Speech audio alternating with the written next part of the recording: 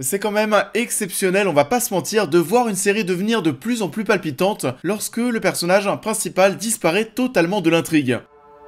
Please, speak freely.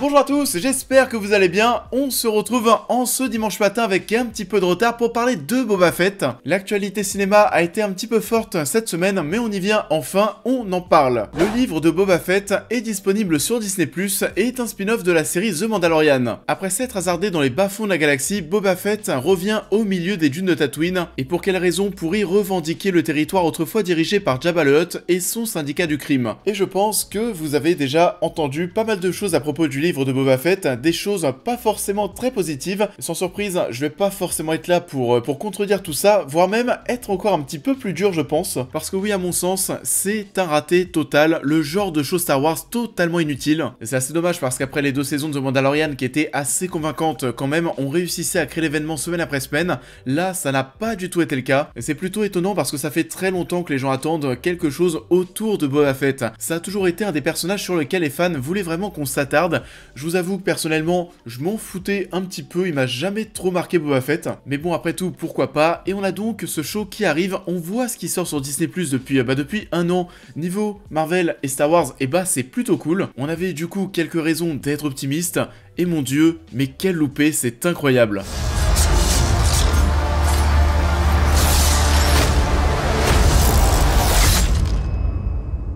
If you had spoken such insolence to Jabba, he'd have fed you to his menagerie. Alors déjà pour moi, c'est un loupé en termes d'intérêt, en termes de rythme, au niveau de la très grande majorité des épisodes. C'est bien simple, j'ai trouvé les 4 premiers horriblement longs, peu intéressants, très mous. Il y a des scènes d'action qui sont vraiment, mais vraiment, majoritairement réalisées d'ailleurs par Robert Rodriguez, qui sont molles, qui sont insupportables, que ce soit au niveau des combats au corps à corps ou alors même des courses-poursuites, ça n'a vraiment aucun intérêt, c'est lent, tout sauf spectaculaire, il y a zéro tension, t'es dans un Star Wars de Wish. Parfois il est pas gentil. On ne respecte même pas parfois, c'est la base, la règle du champ contre champ, on n'en a rien à faire, et c'est même pas qu'au niveau de la mise en scène, au niveau des décors là aussi, il y a rien, c'est pas novateur, c'est Tatooine, on connaît, il n'y a pas grand chose d'intéressant ni d'étonnant, je ne vois pas comment est-ce qu'on comptait capter l'attention du spectateur. Donc ouais, on est déjà sur 4 premiers épisodes OSEF, je le rappelle, en tout, il y en a 7, c'est déjà plus de la moitié de la saison. Les épisodes 5 et 6, on en parlera en partie spoilers, je vois très bien pourquoi est-ce qu'ils vous ont plu, c'est clair, mais il ne se passe pas non plus des trucs de dingue, il n'y a pas de quoi crier au génie, c'est du pur fanservice à fond, et ce qui est ultra honteux, c'est que le show est devenu plus galvanisant pour tout le monde lorsque Boba Fett a disparu. Et je pensais pas que ça allait être autant le cas, mais ouais, durant 2 épisodes, le protagoniste principal n'existe plus, il fait limite un caméo dans l'épisode 6. L'épisode 6 de sa propre série, non mais c'est la honte. I've heard otherwise. D'ailleurs, j'ai pas non plus été ultra convaincu par Temuera Morrison et sa palette d'acting qui se limite à une expression faciale. On est sur le même jeu d'acteur que Vin Diesel en Dominic Toretto avec ses sourcils bien foncés. Et l'épisode 7, le soi-disant grand final, réalisé de nouveau par Rodriguez, et là aussi c'est tout mou, le montage est ridicule. On va retrouver d'ailleurs pas mal de séquences qui ont fait marrer les gens sur les réseaux sociaux, c'est absolument n'importe quoi.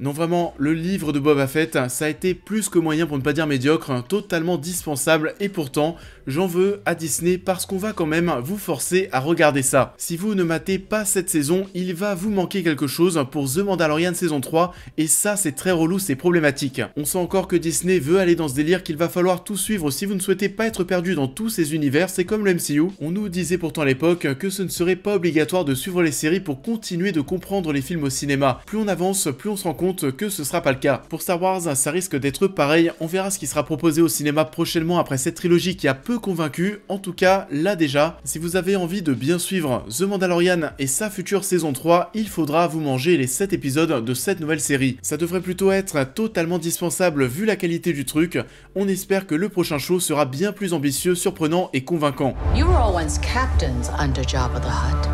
I'm here to make a proposal that's mutually beneficial. Et ça en est tout pour cette partie sans spoiler. Pour ceux qui vont nous quitter, n'oubliez pas de liker et de partager la vidéo, de vous abonner, de me suivre sur l'intégralité de mes réseaux sociaux. D'autocritique arrive. Et dans cette partie spoilers, on va revenir en très grande partie sur les épisodes 5 et 6, on spoil. Alors, les épisodes 5 et 6, donc oui, ça fait plaisir de retrouver du monde, mais ensuite, est-ce que c'est vraiment des épisodes de dingue? Je suis navré, mais à mon sens, c'est pas forcément le cas. L'épisode 6, là aussi, c'est assez mou, ça vous fait peut-être plaisir de suivre Luke et Grogu se balader dans une forêt, mais personnellement, ça me galvanise pas forcément. J'étais même un petit peu déçu, pour tout vous dire, que ce soit Filoni à la réal de cet épisode, parce que dans la saison 2 de The Mandalorian, l'épisode qu'il avait réalisé, ça c'était une masterclass. Et je parle bien sûr de celui qui nous a introduit Ahsoka Tano, c'était spectaculaire. Il y avait une atmosphère et des plans qui étaient sensationnels. Là c'est quand même plus banal, c'est un épisode qui fait plaisir parce que c'est le festival des caméos et du fanservice. On retrouve rapidement Ahsoka Tano, même si ça ne change absolument rien. Cad Bane est introduit, les séquences avec lui en mode western sont plutôt sympathiques. On gâche un petit peu les retrouvailles entre Grogu et le Mandalorien, ça se fait au final très rapidement, trop rapidement. On n'attend même pas d'avoir la saison 3 du show concerné pour voir cet événement, tout ça pour ça. Le final est très prévisible, un Boba qui chevauche le rancor, on le savait tous, et on savait tous aussi que Grogu était toujours aussi mignon.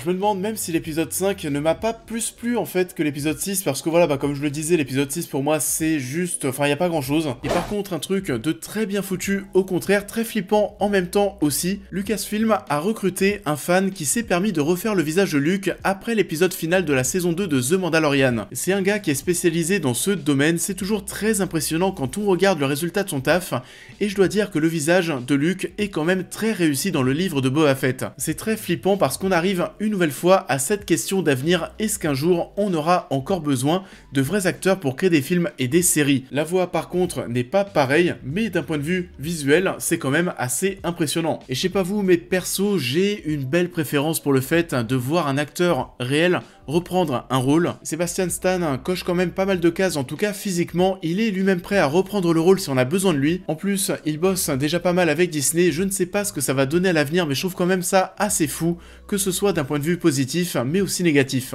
I know that you sit on the throne of your former employer. Ça en est tout pour cette critique, j'espère qu'elle vous aura plu comme d'habitude. Je vous invite à la liker, à la partager, à me dire en commentaire ce que vous avez pensé de l'œuvre en question, à me suivre sur l'intégralité de mes réseaux sociaux pour plus de news et réactions à l'actualité, mais aussi à devenir membre soutien si vous souhaitez soutenir mon travail, et on va se retrouver très vite sur la chaîne pour cette prochaine critique. What? Unless you know a better way to jump out of a plane. Oh my God, I'm so sorry!